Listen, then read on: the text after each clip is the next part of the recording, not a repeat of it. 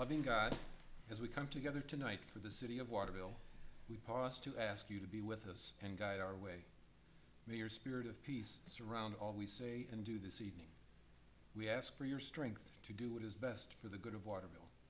Lord God, as servants of your people, we pray that you grant us a share of your wisdom. Amen. Please rise. I pledge allegiance to the flag of the United States of America and to the republic for which it stands, one nation, under God, indivisible, with liberty and justice for all. Roll call, please. Mr. Bruno? Here. Mrs. Bruno? Yes. Mr. Fry? Here. Mayor Brody? Here. Mr. Rosick? Here. Mr. Petro? Here. Mrs. Duncan? Here. Thank you. Next, we have one of our favorite things that we are able to do each year, and it's actually our Waterville Fire Association. So I would like to call them up, and Mr. Beekes in particular, and he has a presentation, and Chief, sorry Chief, I have Dave's name here, so.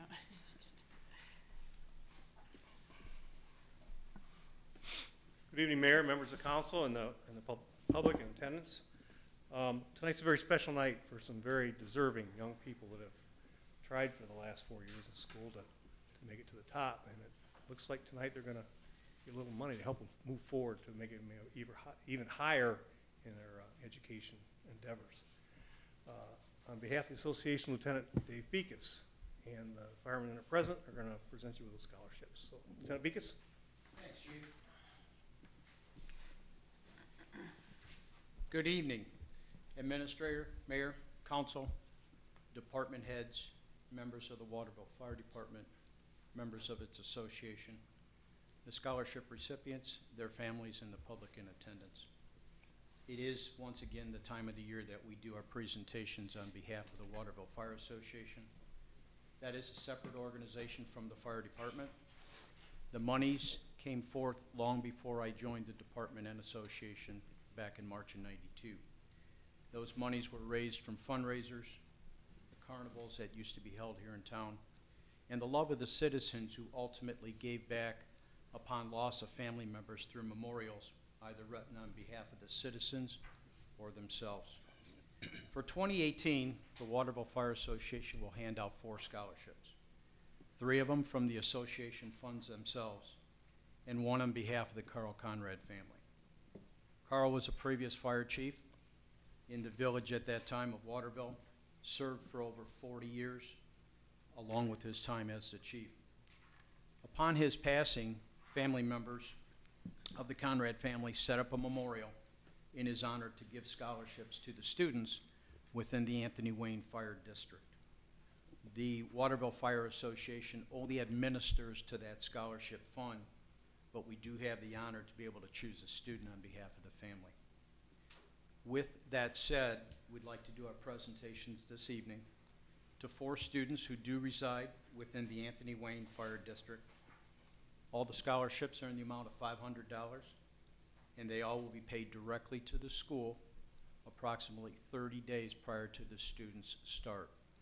We have spoke to the students regarding this, and we will speak to them again approximately 30 days out. If the following students, as their names are called, will join me at the podium on behalf of the Waterville Fire Association scholarships first. The first student I'd like to present is Eve Skrozinski. Eve will be attending the University of Toledo with a course study in becoming an anesthesiologist. Congratulations. If you'd be so kind as to step to the center. The second to receive an association scholarship will be Leanne Shobiak. She will be attending Bowling Green State University. She will be majoring in marketing and minor in music. Leanne, congratulations. The final recipient of the Waterville Fire Association will be Grant Yoder. Grant will be attending Bowling Green State University and studying in forensic psychology. Congratulations. This concludes the recipients from the Waterville Fire Association. I would like that if there's any members of the Conrad family to join me at the podium at this time to present their family scholarship, they may do so. If not, if they'd like to stand and be recognized. Arlene, thank you so much.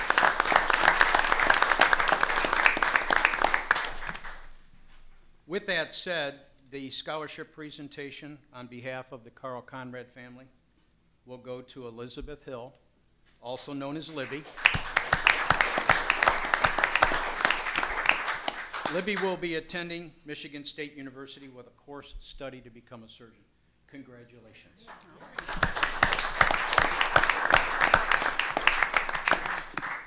On behalf of the Waterville Fire Association, the Scholarship Committee, which this year included Randy King, retired member Keith Moosman, and myself, and along with members of the Conrad family, we'd like to commend the students for their time, their excellence, and their perseverance over the years of school.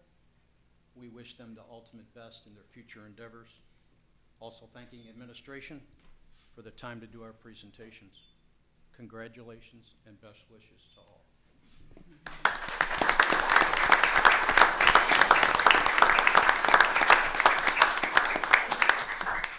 Council, Mayor, does anyone Thank have you. any questions Thank for you. the students themselves?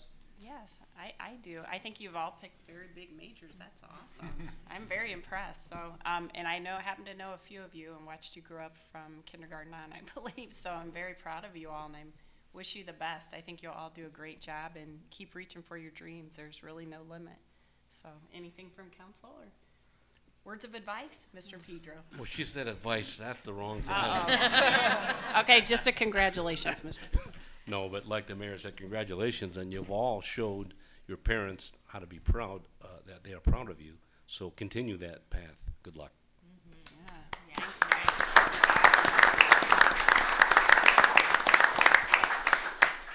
We did guarantee the students there'd be no long-winded speeches on their behalf. So if they would be so kind, along with their family members, to join us outside, we have a couple pieces of apparatus here with the photographer from the mirror. We'll go ahead and take some photos, and we'll leave council and the mayor and chambers to their duties. Thank you again. Thank you. Thank you. Thanks for coming. See you later. Congrats. I knew all three of those.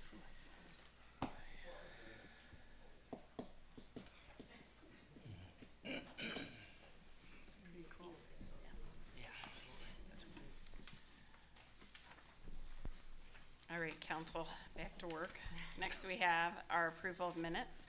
We have our regular council meeting from April 23rd, 2018. We need a motion and a second.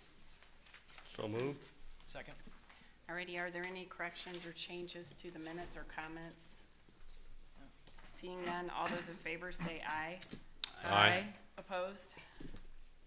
Next, we have our citizens' comments, and I do have one turned in here. Reagan Sawyer, and you can have the podium. State your name and address for us.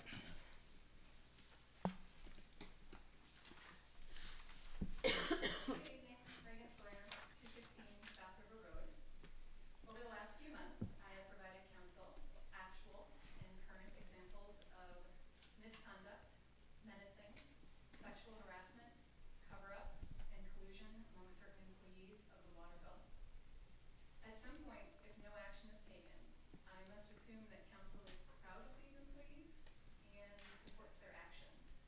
But so you know, every time that I do stand up here and ask for a public oversight committee to be established, adding another example of why it's needed, more people in the community contact me and tell me about their experiences, specifically with the Waterville Police Department. How many more examples are needed before citizens can be heard in a safe and constructive environment, as laid out in the final report of the Task Force on 21st Century Policing? Hopefully the answer is no more, and council is ready to establish that public oversight committee, but it cannot succeed in our current culture of cronyism. There is a necessary change needed within the employee of Waterville. While I am saddened, I am not so naive to think that discipline and dismissal will occur with employees who are protected by contracts and collective bargaining. But I am very thankful to see so many opportunities occurring through imminent retirement and the not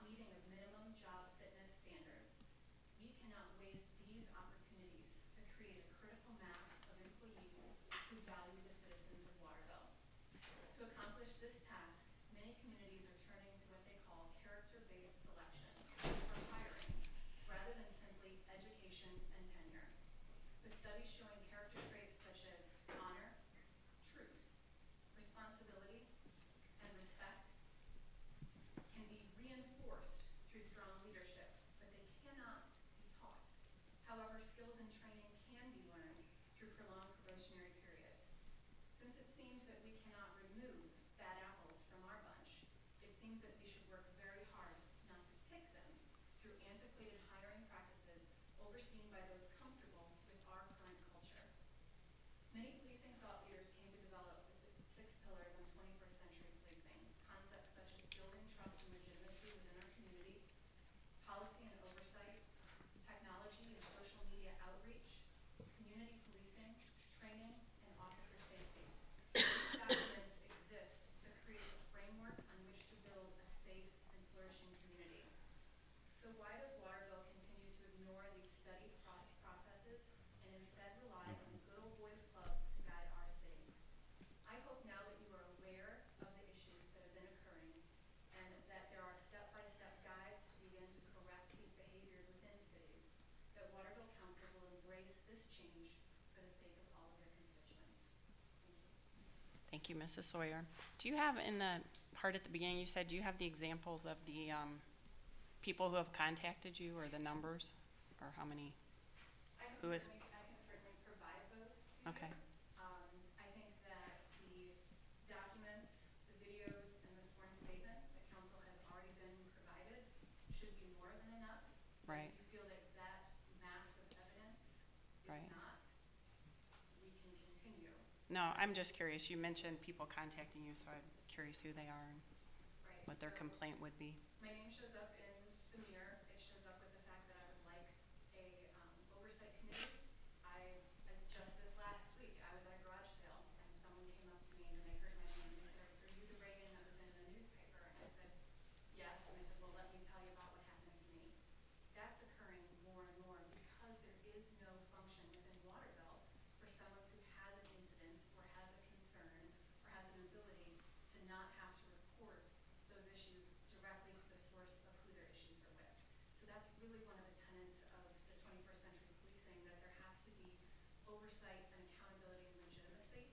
So having the ability to have a public oversight committee where someone has an issue can come and say, "This happened to me, I don't think it was right, it doesn't feel right, could you please look into it?" That's what I'm looking for here. Where does, in those situations, where does the mayor and council fit in, who the people elect? Like, are they people they can come to who aren't the police department? That's the part I don't get. Like, somehow we should be involved because we're elected by you, the people, so. Absolutely. I mean, they shouldn't be afraid to tell us about one of the employees, because ultimately they report to us. Absolutely, and I don't think that, Okay. I think that you have to know what to do, but if all of a sudden something happens to you, Right. it feels, it's embarrassing, it's scary, it's overwhelming. If you don't know somebody to come and have a conversation with, or can't go to the website and go, "Oh, this is where I can file a grievance, this is where I can file a complaint, this is someplace where I can go and feel like I am, in some cases, anonymous, and say, "Could you please just look into this?" All of our officers now wear body cameras. You have something that occurs on the website recently every month where you have all of the calls. Mhm. We should be able to see easily those matching up and being able to look and see how can we help people feel comfortable. Because quite frankly, if nothing bad is going on, then Right. this concept shouldn't scare anyone. I think the form was added, but it was for all departments on anonymous. I mean, we do get comments that way, not particularly about the police department, all the time or anything, but we have done some of those things. I just want you to be aware that we have done quite a bit. On the Waterville Police Department website, and I think 2 different comments came up. There started to be some conversation, and then it was shut down. But I think on the waterville.org, there's some Right. place to come anonymously, so you don't have to. You now have that. How recent is that?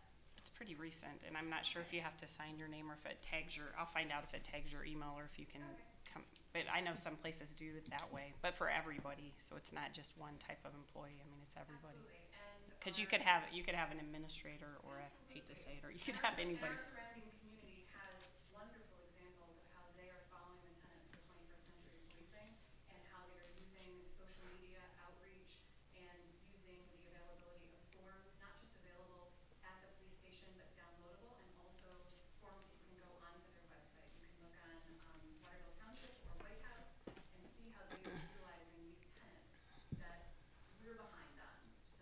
Right. What I'm looking for is something within the Public Safety Committee to make sure that we are meeting these policies and pillars that have been put in place Right. specifically for guiding communities such as ours. And then also looking for a place where people can go and have a conversation and be able to, outside of the system, be able to have investigations done. Right. I understand. So, all right. Any other Thank. questions? I don't think so. Thank you. Thank you. Any other citizens' comments? All right. Seeing none, we'll move to staff reports. Mr. Bagdonis. Thank you, Mayor. Council members have a copy of my report, and I have two additional items I would just like to mention. First one is on Wednesday, May 23rd, we're going to have a public meeting on the Public Square Master Plan. This will be at 7 p.m. in the Recreation Building in Conrad Park. And the committee that the mayor's appointed has been working for about a year now, I think, and have some preliminary ideas to propose for the ultimate development of the Public Square Park, and we'd like to get some citizen input at this point. So that's Wednesday, May 23rd at 7 p.m. And then also, ODOT will be having an open house type public meeting concerning the 45-day closure of the bridge, and the closure is going to start on June 11th. That public meeting is from 4 to 6 p.m. on Monday, May 21st at the library. That's the end of my report. Thank you. Any questions? I just would like to thank Jim for his attention to the concern I have, which ended up being pretty unfounded as far as Good. problems with parking and food trucks on primary election day. The turnout was so low apparently that there really was no problem parking. But thanks to the police department and the administration for getting ready to solve a problem that turned out not to exist apparently. Well, but I It's a think it good was a point. good suggestion. It was Thank a great, you. Thank you. yeah. Any other questions? If not, we'll move on to our law director. Well, I Mr. hate to Downey. break the tradition, but we do have NOAC intervening before the Public Utilities Commission as a result of the investigation, quote, of the financial impact of the Tax Cut and Jobs Act of 2017. Toledo Edison and First Energy are trying to figure out a way not to give the ratepayers and the users their money back. And in theory, we were supposed to get a rebate from federal income taxes that were withheld, that we paid, that didn't go to the U.S. Treasury. And now they're trying to come up with some phony baloney reasons why we shouldn't get our money back. So we have intervened in the case, and we will be making every effort humanly possible to get the consumers' money back as was anticipated when they put through the tax cuts. I'll keep you posted. Thank you. Any questions? All right, next we have our finance director, Mr. Gokenauer.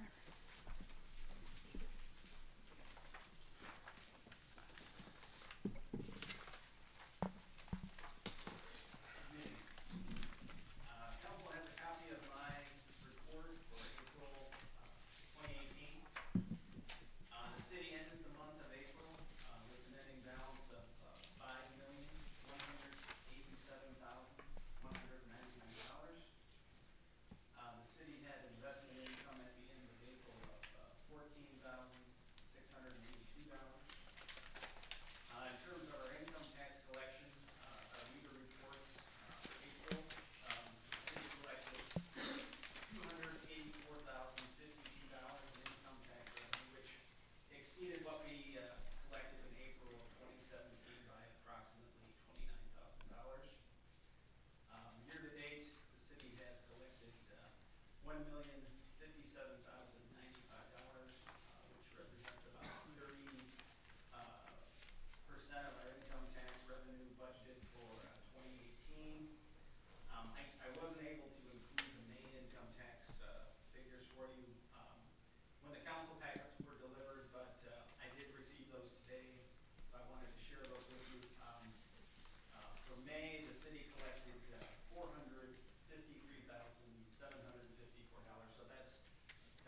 very good collection, and it's due primarily to, that collection includes the tax day, April 17th, so. John, would you say that again? 4? $453,754. Thank you. So that increases our year-to-date total to $1,510,085. So we're up to about 43.57% of our budgeted tax revenue for 2018. So that's looking real good there. And then we do have our finance committee meeting scheduled for Friday, May 18th at 7:00. Thank you, Mr. Gokenauer. Any other questions, comments? Thank you. Next, we have our treasurer.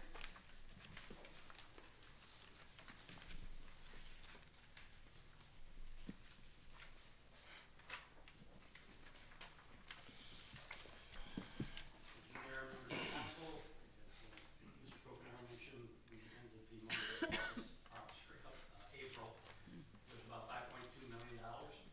And this is a good report because everything on this report is up from the Nice. beginning of the year and from last month. So you can see we're at $5 million over last month in the general fund. I'm sorry, overall, about $20,000 in the general fund, about $40,000 in capital, and about $50,000 in sewers. So, through April, things are very good. And as Bill mentioned, May we had a great collection month. I believe he told me the best we've ever had in a month. And just to put it in, May is usually our big month because we set it in. It's not surprising we had a good month, but better than normal. With that, give me my report. Thank you. Any questions for our treasurer? Thank you. Next, we have our police chief.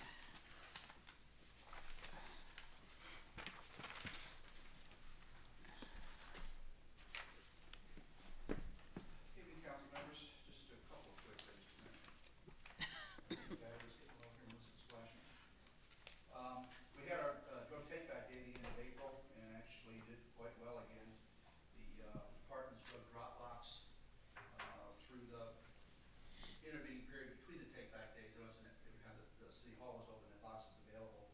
We had 78 pounds, just over 78 pounds of pills that we turned in on take-back day from the drug drop box.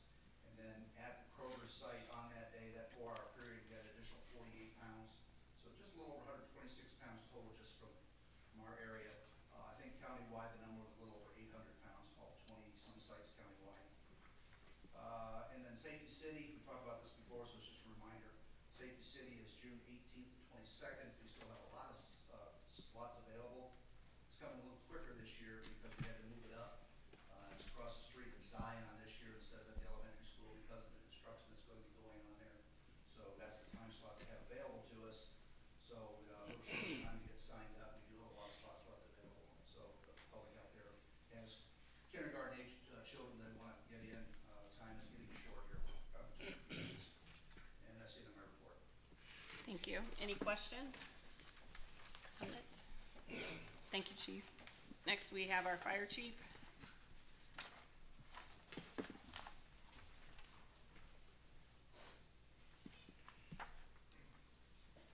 Mayor and members of the council, you have a copy of my report for the month of April. We are down right now at this point, runs, about 10 because the last year. I have two additional things I'd like to discuss tonight, bringing your attention. Starting in May's monthly report, I'm going to be adding a section on month-to-date, year-to-date on the number of double home runs that are occurring with our incidents. Double home runs are usually history, and once the department is honed out, aged out, Good to know. then the dispatcher waits 5 minutes, and then they phone it again. If they don't get a response within a couple minutes, they send it to a mutual aid department. The actual response to mutual aid runs, or from mutual aid, has been very low. We were able to cover the runs, but the response has not been very good. So, I'll give you an example. In 2017, we had a total of 29 incidents out of 700 that were double home runs. 26 of those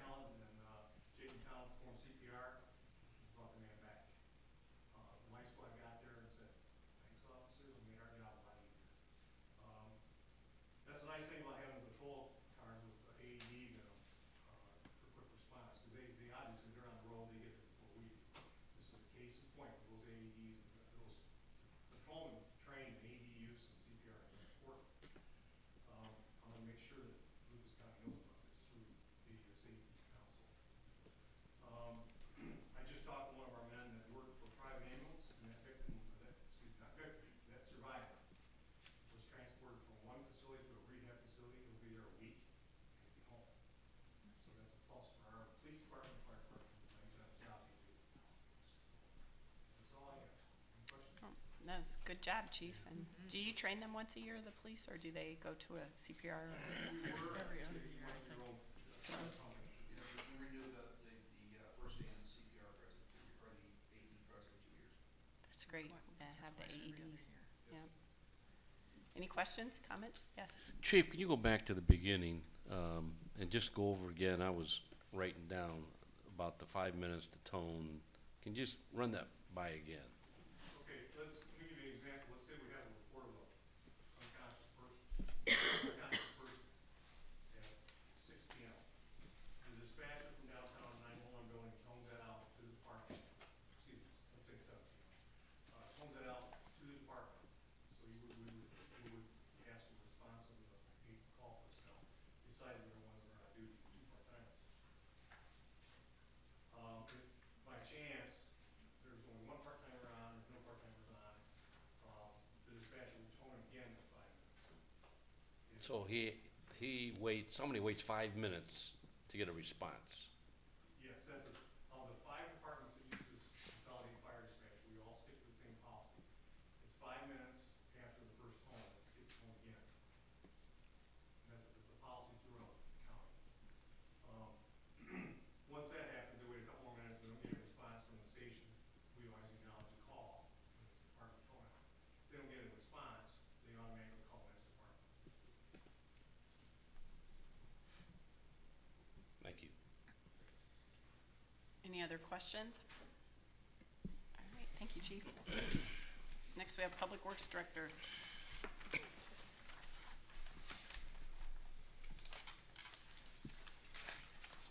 Mayor, Council, I really don't have much tonight. I just want to point out 2 things. Changing the project was, we did have a bid opening on May 9th for self-storage building. That's going to be back tonight for approval. And also, bid opening on May 30th we'll have for the downtown street lighting program, phase 5. Unless there's any other questions, I do have one more thing. I do have Tom Garista here tonight. I know there were some questions about how we develop the prioritized our street resurfacing program. So him and I talked about it a little bit, and we're going to tell you, he's going to tell you basically where we're at now and how we do the prioritization of the streets. Thank you. I'm Tom Urista, the Waterville engineer. Every spring, Ken and I, we drive what we know by experience to be about the 25 worst streets in town. And we each of us individually will rate each street, each one of those streets, on a scale of 1 to 5, 1 being the worst street.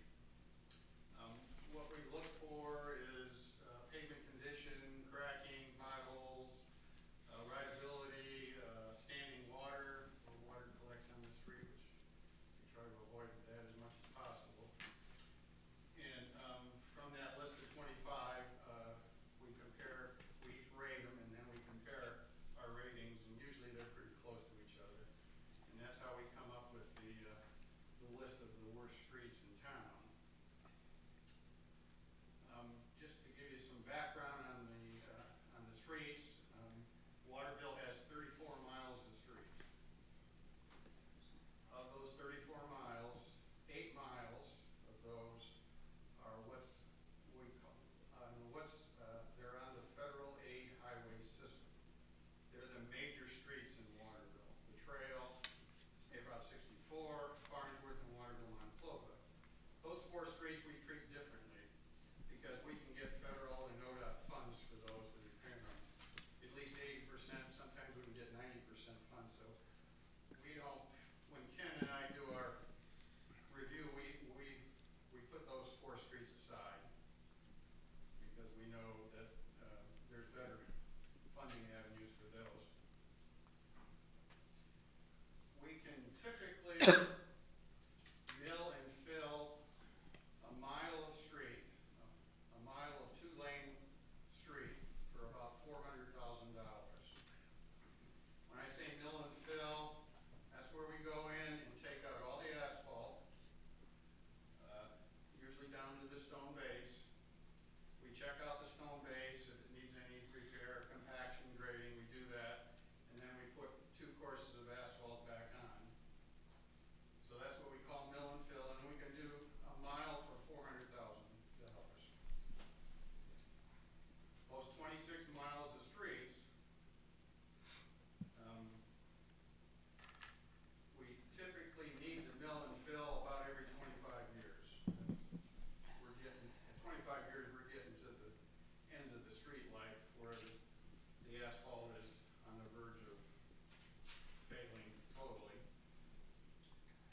so just so you can keep in mind, if a mile of street is $400,000, you have 26 miles. So ideally, we want to spend about $400,000 a year on streets if we want to keep up with it. And I know Waterville hasn't, but if you're interested in knowing the figures. So I think that's about all I wanted to say. Questions? I think that's a good target number to have as a goal for council. Certainly, when we consider our budget, I mean, that's part of our infrastructure, a major part of our infrastructure. So, that's good. I've never heard that number before. I like it. When we started the pavement inventory, which wasn't all that many years ago, I know it's since I've been around that we did it really detailed. Do we keep on there the last, I know you don't do a full street at a time. It kind of depends on what's going on. Do we have the last time they were done, how old all the streets are on that list? That would be a good number to have, right? You're saying roughly 25 years. That's an average, not a for sure. But it'd be interesting to know as you're doing them now, if you put the year, as people go forward, they'll know that street's 15 years. But sometimes council's got to keep in mind, a lot of times when we do a project for something else, other infrastructure, that affects the street a little bit too. Sometimes we have done other things with underneath the street, yeah. The one thing we want to try to avoid, though, is letting the street go to the point where it goes from mill and fill to reconstruct. Right. Which is a lot more money, it costs a lot more money. With the other thing you're doing besides mill and fill, how many more years will that give? Where you're just going down, fill it, sealing, crack sealing, and We're getting caught up. I would say 2 more years. just giving a couple more. Yeah. Any other council? Tommy, on the 400,000, that's the 1 mile of the mill and fill. Do you take part of that $400,000 and do what Kenny just mentioned, the crack and seal, or is that kind of a separate initiative? That's separate. But what we do include is the year after we do a mill and fill, we go through and seal the street. Mm-hmm. And that's proven to extend the life. All right. But I'm still, 25 years is, that's including that. Right. You get about 25 years out of a street before you really need to mill and fill it. And I'm not even including the concrete streets. Concrete streets are even more than 400,000 a year, but you don't have that many streets that are concrete. Without going to an exact number, if it's $400,000 for a mile of asphalt, what is it for concrete? And the second part of that question is, I know concrete, well, I shouldn't say that, I believe concrete costs more at the front end, but do you get a longer lifespan out of it down the road? We're still talking 25 years before. Okay. And either, for concrete streets, we either go in and do wholesale patching, that's what we try to do. Or if it's totally failed, it's cheaper to tear it all up, put asphalt back in. Okay. Now my last question is, as I understand it, when a developer goes about building homes in their subdivision, they meet our standard. We have a ODOT standard / Waterville standard to build that road, and then once it's completed, it's turned over to the city. And we believe, or I'm asking you, you believe that that road is going in to the specifications so that we can get the 25-year life out of the road. Yeah, our Waterville specification is probably even better than ODOT. Okay. For the type of road that we're doing. Residential streets don't have that many trucks, so. Mm-hmm. But if you follow ODOT specs and go through their pavement design, Waterville spec, for the volume of trucks and cars, we're better than ODOT. Okay, then my last question there, or that Barb mentioned that we as council just need to, and we have each year, we've looked at roads and we've looked at increasing the funding. We need to probably step it up even that much further going forward, and maybe that $400,000 or $500,000 could be the target to get ahead of the curve, because it sounds like we're just catching up, and then we're not getting ahead of the game as much as we might like. Thank you. One more question on that. So when you guys are driving the miles, the 26, obviously traffic count comes into play because we have some roundabouts where 4 people live. You know, obviously the traffic's not spread evenly over all our streets like we know. Michigan's busy, Farnsworth, Waterville, Monclova is extremely busy in the last 20 years, increased. So how do you kind of account for that? Does that 25 years apply over? On top of it, even if the road doesn't go anywhere? Do you know what I mean by that? We have certain cut-through streets, Wilkshire. I could give you all of them, Cedar. Cedar's one. Yeah, so they go quicker. So do you think those go quicker than 25 years due to the number of cars? There's a lot more traffic on the streets I named. Yeah, but I'm guessing some other ones, that's gotta be an average, because there are a lot of streets that none of us drive down because it might just be a street to a certain number of houses. Or do they erode because there's just streets? Does the traffic come into play on that? As far as our rating goes, no. Okay. We treat all streets the same except the 4 big ones.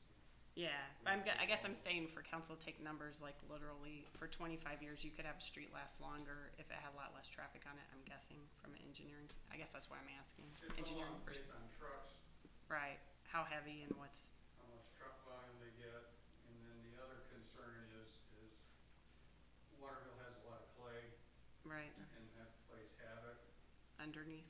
on streets because of the clay tends to expand when it's wet.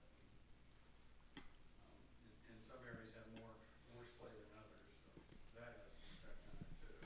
Right. I noticed the potholes sooner on Michigan, obviously, than I do other streets. Like, 20 years ago, that street had quite a few potholes on it.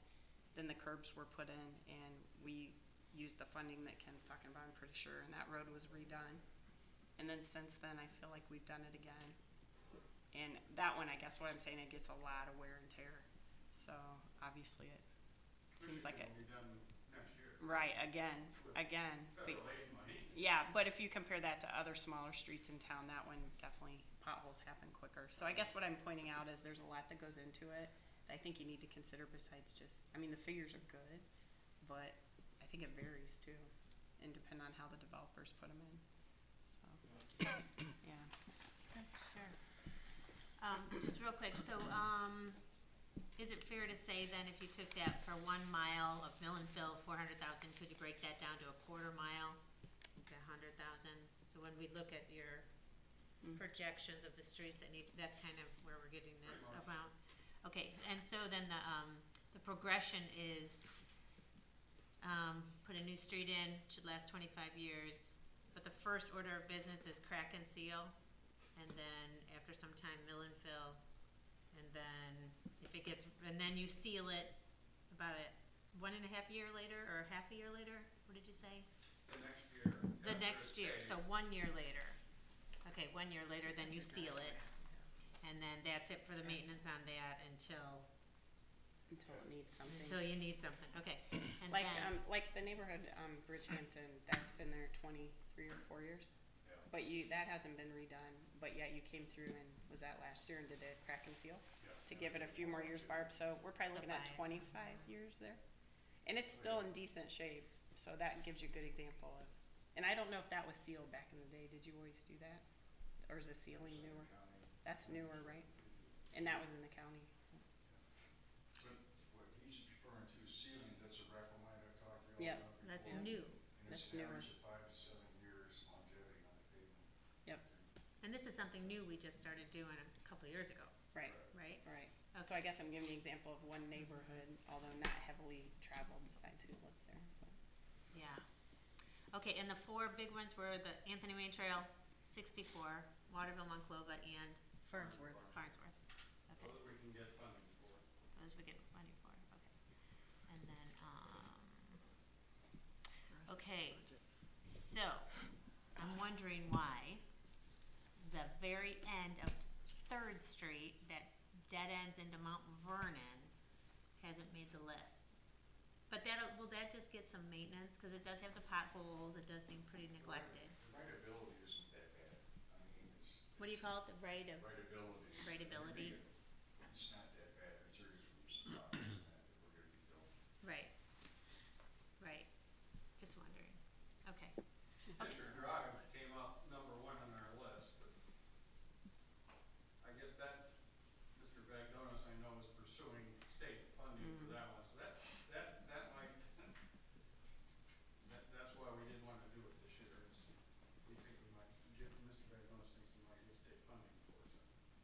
Well, and if that funding doesn't come through, then it's gonna have to be the top priority next year. Right.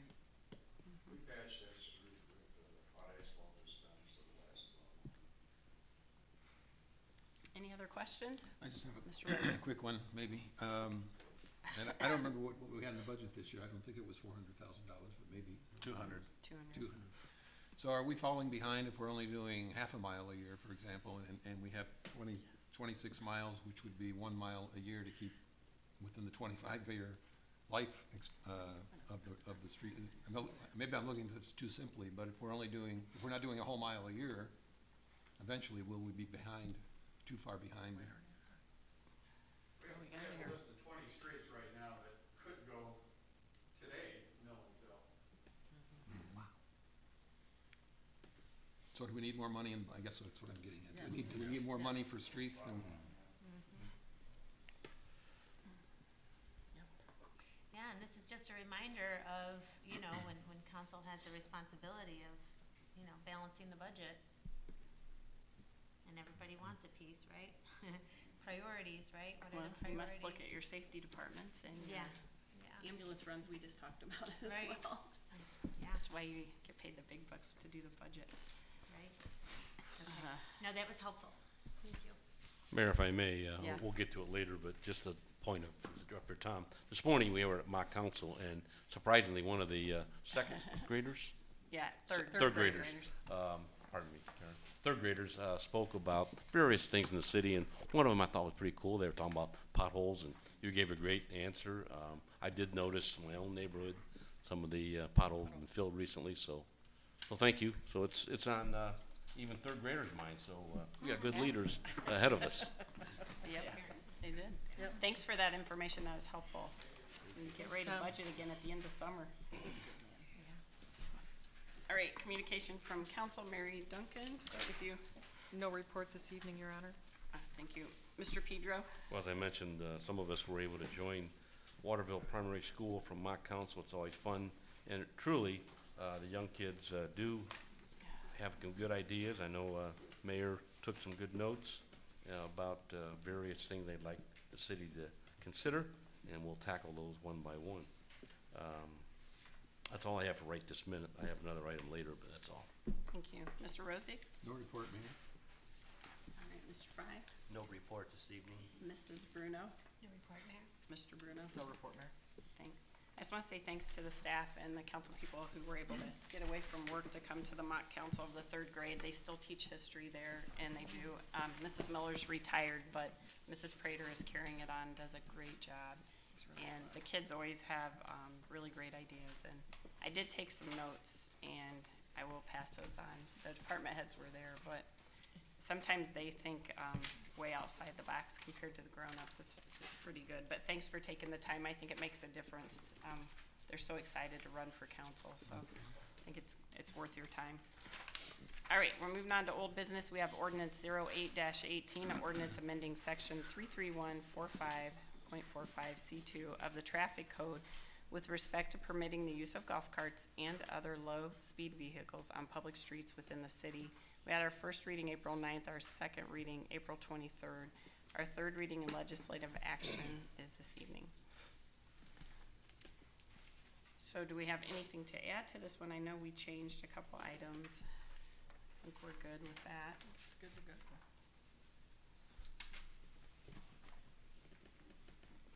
So we would just need a motion. I would move to approve ordinance 0818. I'll second. All right, do we have any further discussion or comments on the final?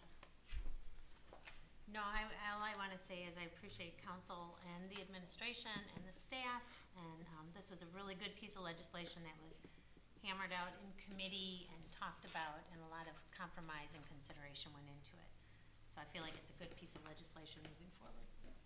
Thank you. Any other comments? All right, roll call, please. Mr. Pedro? Yes. Mrs. Duncan? Yes. Mr. Bruno? Yes. Mayor Brody? Yes. Mr. Fry? Yes. Mrs. Bruno? Yes. Mr. Rosick? Yes. Thank you. Under new business, we have resolution 24-18, a resolution authorizing the municipal administrator to award a contract to the Dotson Company to construct a salt storage building for the Public Works Department. Mr. Bagnos, do you have an update on that? Yes, thank you, Mayor. This is a rebid of this project. We had some confusion with the first bid, and we did receive 5 bids for this project. We opened those on May 9th, and the Dotson Company submitted the best and most responsive bid. We did have one other bidder that was slightly less, but they did not acknowledge an addendum, so we were not able to consider them. There is a letter with the bid summary and a recommendation attached to the legislation. Thank you. We need a motion. So moved. Second? All right, any discussion or questions? Mayor, if I may, just, Yes. council might know this, but I think it's important to point out, as Mr. Bagdonis mentioned, there was an addendum that wasn't initialed and recognized. I guess I can tell you from my business, that's very critical because addendums have a way of clarifying quantities or clarifying start dates, end dates, and if you don't recognize that, that could come back to haunt you down the road. So there was a difference in the funding, but I think it's important that we follow the bid specs, so thank you. Thank you. Any other comments? All right, we have a motion and a second. All those in favor say aye. Opposed? All right, next, Resolution 25-18, a resolution approving the preliminary plat for Mill Creek Farms Plats 7 and 8 subdivisions. Mr. Bagnos, anything to add to that? Thank you, Mayor. Yes, we have a preliminary plat that was submitted by developer John Hannafin for Mill Creek Farms Plats 7 and 8. City engineer and the planning commission reviewed that preliminary plat and recommended that it be approved. And attached to the resolution is a letter from the engineer indicating that all the comments that were brought up at the planning commission meeting have been addressed. Thank you. Need a motion? I'll move to approve. Second. All right, any questions or comments? I would just comment that this has been sitting there waiting to be developed for a long time. About 25 years, yes. So it's good to see that it's been picked up and Yes. Mr. Hannafin's gonna Is that the end complete of it. Mill Creek, or is there more platted already? Or No, I think this will complete the land in the original intended development. I think there was an option back in the day, but they're not behind it. There's nothing going on there. So, good. Anything else? All those in favor say aye. Aye. Opposed? Next, we have Resolution 26-18, a resolution authorizing the transfer of cash funds from the General Fund 100 to the SCMR Fund 210, the Employee Retirement Benefits Fund 275, and the Storm Sewer Fund 660. The information was attached on those transfers, and Mr. Bagdonis, do you have some comments to add? Yes, thank you, Mayor. As we do several times during the year, even though the budget has been approved and it includes a number of transfers from one fund to another, the state auditor requests that there be specific legislative action to ratify those transfers, and so this resolution meets that requirement. These transfers were all included in the original budget when it was adopted. Thank you. We need a motion. So moved. Second? Any other questions? Seeing none, all those in favor say aye. Aye. Opposed? Do we have any other information or unscheduled business? I forgot to mention during the golf cart resolution, I wondered if we should post signs at each end of the permitted, River Road, watch for golf carts or something like that. Well, I did discuss that with the police chief, and he felt that since there was only one street that was 35 that allowed it, it probably wasn't going to be necessary. And I think we did talk about that several meetings ago, that we didn't think signs would be necessary. So we're not planning any at this point, but that's something that I think we can monitor, and we can always add if we feel it's needed. Sounds good. Any other information? Mayor, I do two things. Yep. I didn't bring it up before. Jim, any more feedback? I know you included the cemetery services agreement. Exactly. Is there any more information? No, there's nothing new at this time. I anticipate that in the coming weeks, there will be a meeting between the City of Waterville, Village of White House, and Waterville Township to discuss that. Nothing has been set up so far. Since we did briefly mention it and discuss it at an earlier meeting, I just thought that was some background that you might be interested in. Good. Then the other thing is, back to Ms. Sawyer's comments, that the Public Safety Committee has certainly had you attend those meetings in the past. And in the light of continued conversation, I did speak to one other council member tonight, and we're gonna have a conversation with the Public Safety Committee. I'm not sure where it's all gonna end up, but I guess my message tonight is, I think we got a great community, we got great citizens, and I think we do our best to address as much as we can when we can. So I wouldn't want, not you necessarily, but others to think that we don't listen. There's a lot of information we gather, sort out, and try to do the best thing. But we got a great police force, fire, safety, citizens, and I just want you to know you're being heard, and we're gonna do our best to solve the perception or what is taking place. So you're endorsing a public oversight committee? What I will say is, I know the committee talked about that.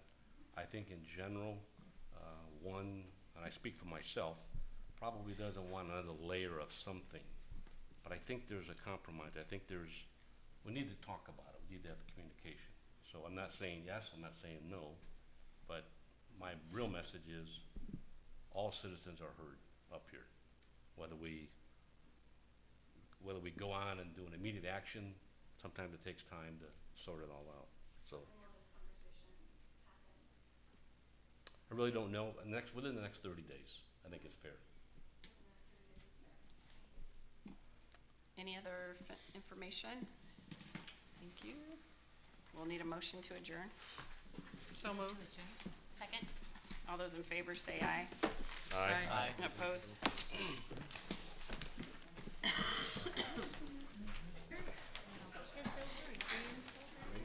I see on Facebook, Yeah. he's quite the shot. I don't know if it was like anonymous, that's the only thing.